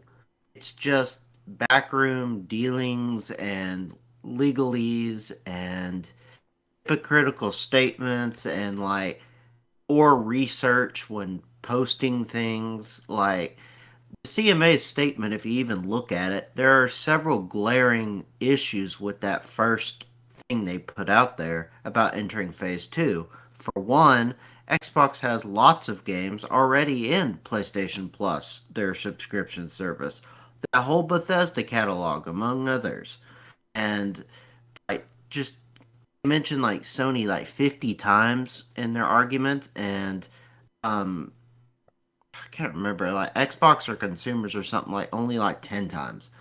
And then like the whole obsession with the cloud and their worries about something that hypothetically could theoretically happen way down the line. Cloud is very much just a niche thing right now. It's a novelty for Xbox. It's not the main focus. It's not replacing consoles in any facet. So they're a huge focus on that. And then protecting Sony this, protecting Sony that, when they're the number one market leader by a wide margin. Like, it's significant. And then Switch, on the other hand, they're pretending like that console doesn't exist and like saying, oh, it's a different market. Like, are you kidding me? Video games are video games and consoles are consoles. A Switch is astronomically important in the market. It is like those things are flying off the shelves and everybody wants a Switch. And to pretend that, well, Nintendo doesn't need COD, but that's just an outlier. You actually need it. I'm like, no, there's three consoles. There's the PlayStation, there's the Xbox, and there's the Switch. If the Switch can sell like record numbers without it, then clearly it's not essential to have it. And then there's just a whole bunch of other things in their arguments that they're it seems almost like verbatim parroting of Sony. Whether that's ignorance, something else, leave that into interpretation. It just it seems faulty. And I personally hope the deal goes through. I think it should. I think it's better for the industry and for consumers, the company themselves, everyone for it to go through. But for some reason, they decide to be a royal pain and make it not go through. Just one region in the world, and all these other ones are fine with it, and they somehow block the sucker, and it just doesn't happen. It's not the end of the world. They'll use their resources and money, do other things to improve the brand. In fact, in one scenario, you could say maybe this being canned is not such a bad thing because they'll be more motivated and fired up than ever before if Sony teamed up with regulatory to screw them over and get them to where they couldn't get this done that they've spent a year flying across the globe, doing Zoom calls, meeting with lawyers, regulators, companies, adversaries, everything. $70 billion, $3 billion breakup fee, all this stuff. If that all is just thrown away after a year for nothing, then you're going to have an extremely pissed off Microsoft. And I don't think Sony actually wants that. Honestly, it would be in their best interest to just sit this one out and let the deal go through. But they've already thrown their hat in the ring, and I guess we're just going to see what happens. Yeah, I mean, like, I don't know if Sony wants to see an angry Microsoft. Like, because I've never seen, like, Satya Nadella say anything like, oh, if you want competition, let us have competition. Like, that was like, that was like some sass. I liked it. Like, we need more of that. And, like, if, like, they really made Microsoft angry, like, they could do a lot. Like, I wouldn't want to get on the wrong side of $1 trillion corporation. And here's the thing, right? I do think it'll go through. And let's say hypothetically, Call of Duty is exclusive to Xbox. Hypothetical. I don't think that would make Microsoft the number one console in Europe. I think they would make them number one in the UK, but not in Europe. Like, too many countries are like pretty much 90% PlayStation. A lot of people in Europe will literally buy a console for FIFA. That same thing in the US. People will buy a console just to play Madden or COD. Like, the large group of gamers, the millions, they aren't going to switch. That's just not going to happen. In the UK, totally see it happening. But yeah, the weird thing is that Sony's been like crybabies about it. Like, I don't get it. Like, the thing is, they like being where they are. They love being where they are. And the thing is, they get away with all sorts. They get away with murder, let's face it. They get to have games exclusive. They get to have exclusive content to Call of Duty pretty much every year. They get to have pretty much parity whenever they want, allegedly. They pay to keep games off Game Pass, but they charge their own gamers $70 for remakes that have less content. They charge £30 more for consoles in Europe, which is disgusting, by the way, especially considering they made their consoles cheaper to manufacture, meaning they're making a hell of a lot more money than people think. And it's just sad. Like, it's really sad because rather than saying Sony compete, making a diverse lineup of games which people can enjoy, like first-person shooters, RPGs, tactical games, they just relying on their wheelhouse. They're relying on their wheelhouse and making the money that they know they're going to make without putting any risk. Because I think Sony is creatively bankrupt, right? They are going to make successful games. Spider-Man 2 will be successful. And here's the thing. I've seen a lot of people wonder, is Spider-Man 2 going to happen, right? I don't know why people would think that. Do you know Spider-Man 2, they've already made the open world. It's not like they're remaking New York from the ground up. Manhattan's done. They just have to plonk in brand new cutscenes, new story elements, new enemies. That's it. New York's done. They'll probably change some billboards and stuff, but I think that's the thing about like Spider-Man 2 people don't realise. They think that the development's going to take all that time again. It's like, no, New York's made, And Spider-Man used to be a franchise on Xbox.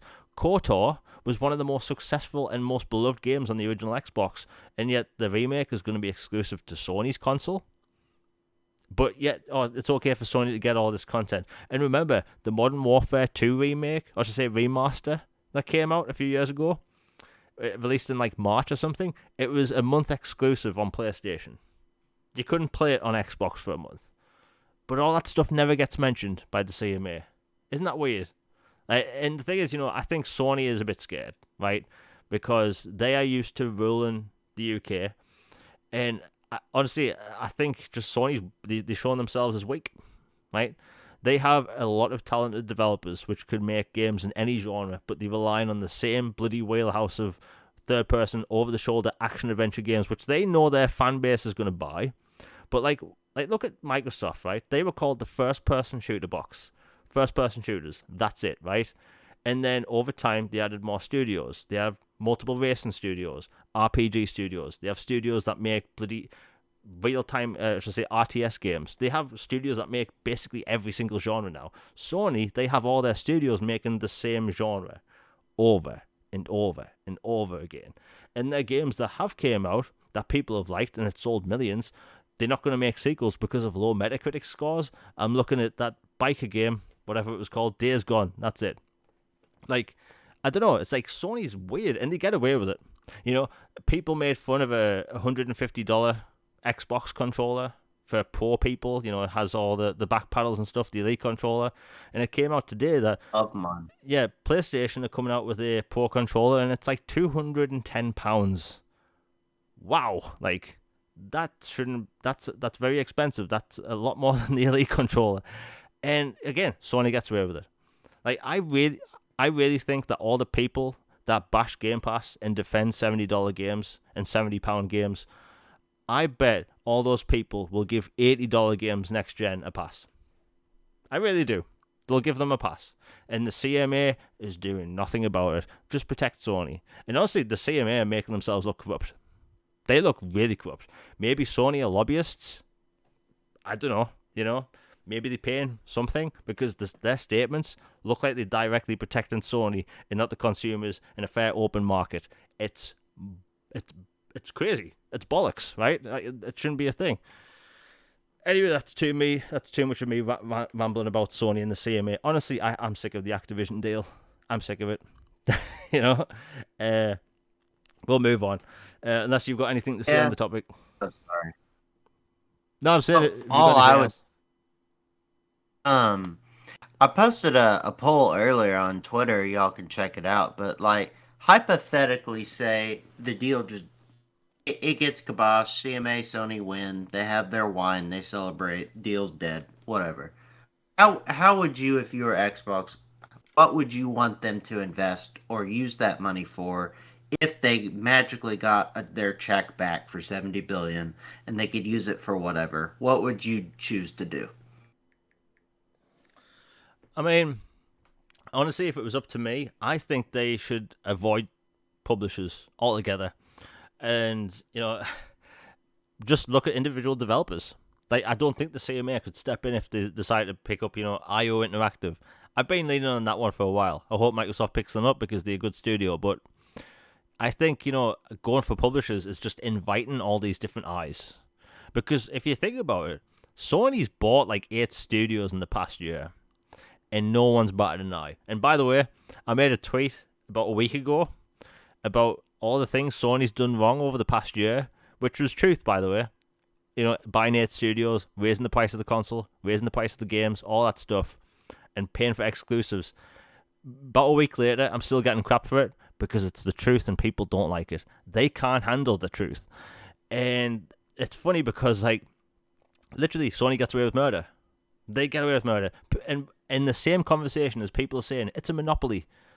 Microsoft shouldn't get Activision. And then in the next sentence, it's like, who should Sony buy? So we are now living in a universe where 2 wrongs make a right. Like, that's where we're at now in gaming. Anyway, we're going to move on from this topic because it's really annoyed me. But yeah, Sony looks weak. Weak AF.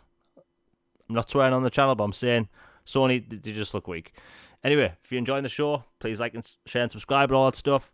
Hit the bell for notifications. Have more content coming out this week.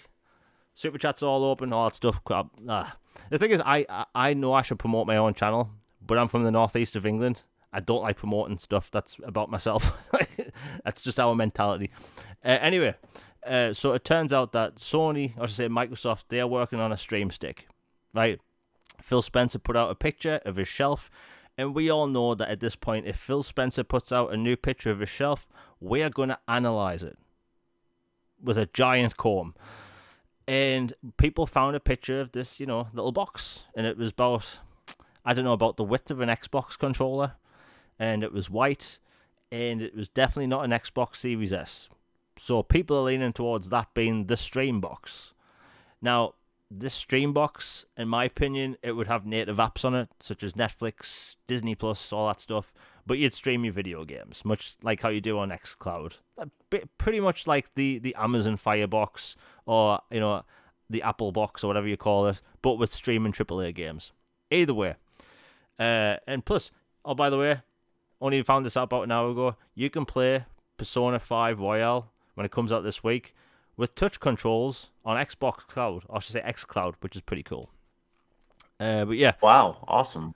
Yeah, and hold on, have we got a fanboy in chat? Let me have a look. Okay, that's a weird one. Anyway, move on. Yeah, so Microsoft's coming out with the stream box. They haven't actually shown it yet. It's pretty much, I think that's going to be something they're going to announce in the next month, just as like a stocking filler for Christmas. I can't imagine something like that being expensive. It'll pretty much be like a $99 device with a controller. We've seen other things like that. Pretty much like a PlayStation TV was like that. Logan, what's your thoughts on this? Because I think we all know what's happening at this point. Yeah, I think it's a given that they're going to have a stream box or a stream dongle stick, kind of like the old Roku USB plug-in and play your apps or whatever. And, you'd figure probably a price about $100 or give or take a little bit.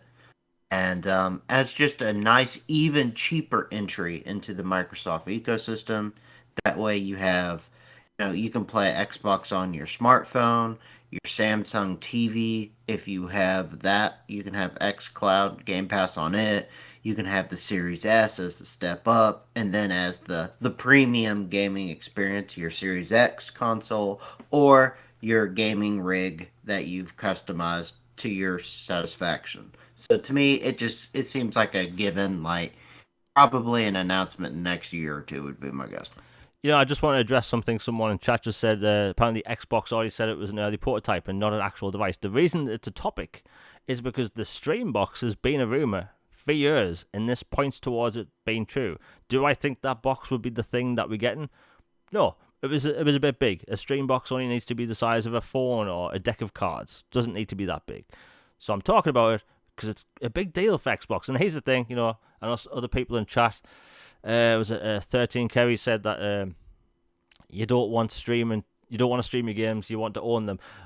Here's the thing, I've spoken to people working on xCloud, right? They do not think streaming is going to replace AAA games at all. Streaming is just another venture. I use xCloud every single day to play Fortnite to get my Microsoft reward points, and that's pretty much it. I do not want to play games regularly streaming. It's not the same experience, and plus when the resolution dips, it's not that nice. And plus, if you were to do that on a TV, it would be even more noticeable. It's just another option. So let's say you have an Xbox in your living room and you want to have something else in, let's say, a spare bedroom or something. Well, rather than buying a whole other console, you could buy this stream box. So if you had someone staying over, they have apps on a small box in a different room where they can play games. In my opinion, that's fine. That's offering multiple different things. And if you remember, Sony did the exact same thing multiple years ago. PlayStation Vita TV, or whatever it was called. You could plug that in, play your PlayStation 3 games, or PlayStation 4 games via streaming, but it also had native apps on it. It's the same deal. It's Xbox and with xCloud. It's not the end of the world. People aren't going to be streaming games like as a main thing in the future. It just is what it is. And anyway... people saying it's just rumors and they're confirmed by it. Look, the reason it's a topic, I actually think these things out. I don't talk about all the rumors because most of them are made up and just took off Reddit. Let's face it, most gaming rumors are took off Reddit. The reason it's a topic is because it's the kind of thing that's going to be real. It's been a rumor for years. That's enough. Anyway, I think it's going to be real. It's probably going to be announced in the next month and a half. Now, the final topic. I want to talk about is, and this is going to affect PlayStation gamers, this is going to affect Xbox gamers, is that in the past week we found out Gotham Knights is going to be 30 FPS. Mayhem ensued, people panicked, a lot of the developers were getting crap, and not the best situation, right? We just came from a generation where we were used to 60, or should I say, we were used to 30 almost all the time. If you weren't a racing game, a sports game, or a remaster, pretty much everything last generation was 30 frames. Then the the Xbox One X and PlayStation 4 came out, 4 Pro came out, and we were getting modes in games. Do you want to play with high frame rate or high resolution? But for the most part, most big games were locked 30. Red Dead Redemption 2 is one of the best looking games ever made. It's 1X enhanced and it's gorgeous. It's 30 FPS. So moving to this generation, out of the gate, we had no 30 FPS games. 60 across the board. And some games do have 30 FPS modes where it's 4K 30 or 1440p, 60 FPS. We're used to multiple modes or just 60 FPS, right? And this is pretty much the first next gen only game that is 30 FPS. People lost the marbles, right? I understand we're used to 60 now. People thought, the 30 FPS train is gone. And it came out yesterday or the day before that A Plague Tale Requiem is 30. It is, 40 if you have 120 hertz display, which is, I'm not going to bother with that. But either way, another 30 FPS game. Now, if you follow me on Twitter, you'll know that I talk about games that I'm interested in, and I talk about games that I think people need to pay attention to. So I'll post GIFs, make GIFs of games that I think people need to know more about. So a year ago, I was talking about Evil West before people knew what the bloody game was. And now people know about it. And it's great. It looks awesome. Anyway, I find out these games by looking through various stores and stuff, and I've been doing research recently on other stuff. And about a month ago, I was looking at Gotham Knights store on Xbox Live, and 60 FPS was never mentioned at all, which made me think that's a bit odd, because 60 FPS and all the features are normally listed. It wasn't there. And then I checked A Plague Tale Requiem. It wasn't there. And then when we got gameplay about 3 months ago for A Plague Tale Requiem, there was no 60 FPS gameplay. It was 30. No one batted an eye. Well, I was on the store the past few days looking at all the next-gen games, the big games, coming out next year and later this year. Most of them don't have 60 FPS listed. Yeah. So things like, Dead Island 2, I believe 60 FPS was listed. Sonic, no FPS listed at all. Bear in mind, these things are added and changed whenever, right? So all the games I'm about to mention could possibly still get 60 FPS. But the fact that they're not listed makes them all also look like Gotham Knights and A Plague Tale. So, the Callisto Protocol, I believe 60 FPS was not listed last time I checked. Ray tracing is. Dead Space Remake, that is going to be 60 FPS. Things like, I think Yakuza Ishin, I didn't see FPS listed on the UK store.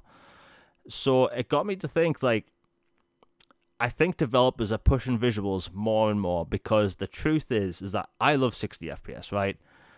I think the normies, the millions of people that buy the games without talking about them online and all that stuff, they see pretty game on television, they buy pretty game. Because I look at A Plague Tale, it's gorgeous. Bloody gorgeous. And seeing all the rats in motion, the 300,000 rats thing, that's true. It's impressive what they're doing technically. But, I'm looking at all these games and I'm thinking, these games look gorgeous. All these games coming out over the next 6 months. And the fact that 60 FPS is barely listed on any of them. It got me thinking, I think developers are going to start using the hardware we have now to get some ridiculously insane visuals just to push them in the market. What's your thoughts, Logan? Because, what I just said, affects PlayStation gamers as well. And it's we thought we escaped the 30 FPS consoles, and it looks like we might not be. Yeah, it's a big issue for folks who are very, very adamant about their FPS rates and want a game to play and experience a certain way. I'll be completely honest, I choose visual fidelity over FPS generally when I play a game, because maybe it makes me come off as uncultured swine, but I like the visual, just the beauty of some of these games more so than the frame rate enhancements from my experience. But that's just me personally. But for a lot of people, it's an issue, and the fact that they're making it less and less available instead of more available is concerning. And I understand why a lot of people are upset about that, especially with people, jacking the price up now, like to $70 for some games going forward, and maybe that becoming more of a norm.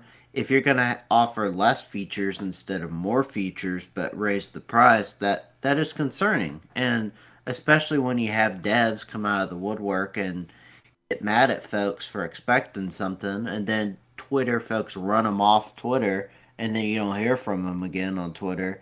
And then when in doubt, blame the Series S. I'm like, dude, if they can't get 60 frames on the Series X or PS5, what on earth makes you think they're going to get that on the Series S? That's not a Series S problem. That's a them problem. So, I don't know. It is a tad concerning, I would admit. Like, I've made it clear on my channel and on Twitter, like, I do not think mid-gen refreshes are necessary this gen at all. I think the tools we have now for the consoles are way better. That goes to PlayStation as well. And the problem is, last generation, we got the mid-gen push. Not just because Microsoft, needed a stronger console because of the whole resolution talk. It's because 4K adoption skyrocketed, right? 4K adoption before those consoles was next to nothing. And then people start buying 4K TVs because they want to see 4K content, and the consoles were the best way into that 4K content. Now, with this generation, that situation isn't there. The only reason a next-gen, mid-gen refresh would happen is because developers aren't getting the power they want out of the consoles. And I don't think that's the truth. I don't think that's happening. I think developers are taking the power they have and not using all of the features necessary, and they're just making pretty graphics. Because if you see a trailer on TV, you're looking at the graphics. Most people aren't paying attention to the frame rate. And the thing is, if you watch a trailer on YouTube and you click the little menu for the resolution, it'll say 1080p 60, 4K 60. Sometimes if you see a 4K trailer that's at 60 FPS, that's just the encoding and the way it's rendered. The game can still be 30 FPS. So the game you're seeing may still be 30, even though the YouTube video is 60 hertz. So, yeah. And here's the thing, right? I don't want mid-gen refreshes to happen because we are in a position we've never seen before in the market. Because, again, 4K adoption last gen picked up in 2017 onwards. This generation, people are still waiting to bloody buy next-gen consoles. Nobody can find Xbox or PlayStation. Hell, near where I live, or in the nearest city, you can't buy an Xbox or PlayStation in the stores. And people are still waiting for all these games to drop. So while you do have things like the Callisto Protocol, God of War and all that stuff, Plague Tale just dropped, like, most of the games we're waiting for come out next year. And I don't think next mid-gen refreshes make any sense right now. And here's the thing. We are 2 years into the generation this November. A mid-gen refresh would mean, like, what? How many years into the generation? 3? 4? We're nowhere near that yet. And people are already talking about it. That's one of the reasons why... Look, I could easily farm views if I push, pictures of chipsets and talk about mid-gen refreshes, because that works. People click on thumbnails if there's tech in them, right? That's just how it is, because it's an interesting topic. Happened with the One X, the Series X, Series S. I do not think the talk of next-gen, mid-gen refreshes should be a thing, because it makes no sense in the market. And plus, that means developers would have to make for even more consoles, because last-gen consoles are still supported. 90% of games are still coming out on the Xbox One and PlayStation 4. And those consoles have mid-gen refreshes. So you're going to be asking developers to make like 9 different console versions, which is unrealistic. I don't see it happening, because most games are still getting One X enhancements and PlayStation 4 Pro enhancements. So it makes no sense at all, in my opinion. Am I crazy, Logan? Because like I don't know, like I've noticed the past week I've seen a lot of people saying, you know what, I think a mid-gen refresh is likely. I think it's madness to make a mid-gen refresh this early, only 2 years in, and especially like you said, we're just coming off the pandemic, and governments are trying to come up with regulation and trying to promote factories and other things to make more semiconductors because there's a huge shortage, and these things are flying off shelves. Things are finally opening up again, but it's still really royally hard to get one if you weren't one of the lucky few who got them early on, like we did. So it's just early, even if there wasn't a semiconductor or supply issue. It just 2 years in, like, unless you're having like a 4 or 5 year console gen and that's it, that's way too early to me. Yeah, I mean, last gen was what from the launch of the console to the next gen, it was 7 years, right? 2013 to November 2020. We are 2 years into the generation. Like mid-gen refresh talk should not be here till at least 2024, and even then I don't agree with it because again you mentioned the semiconductor like problem, like nobody can get them. Hell, in 2020 I was watching a documentary about how long it's going to take to get these new factories up and running for semiconductors. They were saying at least 2025, and that affects cars, pretty much everything with a chip in it.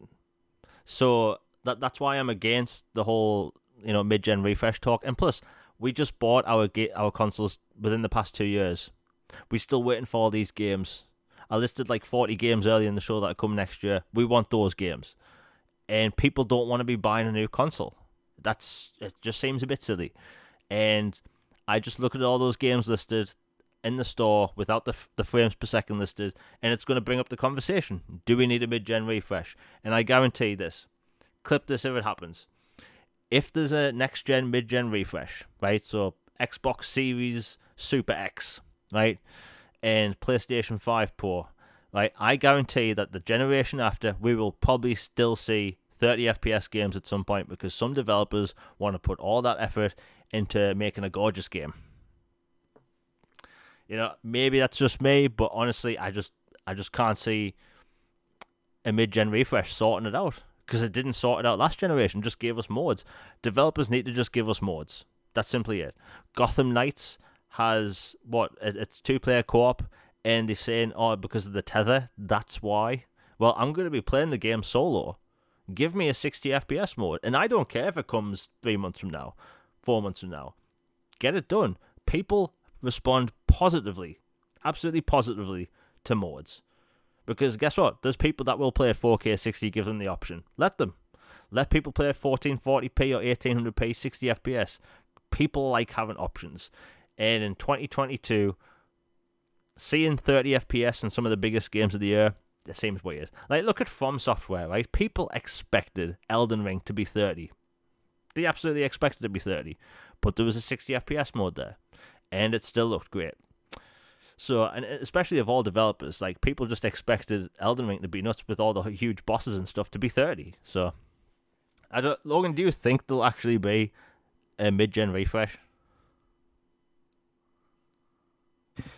I don't know. I'm torn on it, but like because of the aforementioned, shortages and all this and that, I kind of am leaning towards no. I kind of just think we're gonna be with these for a long time. There might be some anniversary bundles or different, um, collaboration stuff like that, but I don't think it's necessary, and I think frankly they're just trying to get these out the door. Period. At this point, and especially with money tighter, and then a whole bunch of money being tied up in legal stuff right now for them trying to get things done, and just regulation and the environment. I just really see it as less likely than more likely that it'll happen. Yeah, I mean, the thing is, if people do want mods, right, don't start a massive boycott thing online because it just makes people look weird. Voice it to not the developers themselves. If you see a game that you like and it's 30 FPS, just reply saying, "Can we get a mod, please?" Because we've seen that with other games. Other games have got, like, look at Dying Light. That was 1080p, 60 FPS, right? Like in the performance mode, and people weren't happy. People voiced to Techland saying, "Hey, can we have more modes?" Now there's like 5 modes, and you can change the visual style in each mode now. Meaning you can have it gritty like the E3 demo from 2018. You can have it like that. And now the balanced mode, which is, I think it's 1800p 60 FPS, which is the best mode to play Dying Light 2. It looks phenomenal, plays phenomenal, and we got that mode because people voiced it, and they were always polite about it. Just do that. Like, so if you want to play a Gotham Knights solo like me at 60, voice it, you know? And I thought going into this generation, I would be turning on ray tracing every single game. And honestly, for the most part, I never really turn it on. I go for the performance mode if it's 60. But, you know, everyone's different. I think people should have more modes in games. Anyway, that's it for tonight's show. And, you know, I've been writing a lot today. Logan, have you got anything else to say on the topic or whatever? No, just positive vibes for the gaming industry would be good. Things have been kind of down and nitty gritty lately, so if there could be some good news later this week, that would be just fantastic. Yeah, again, pretty much everyone in chat's been great this week, and again, I know news has been all over the place and the rants.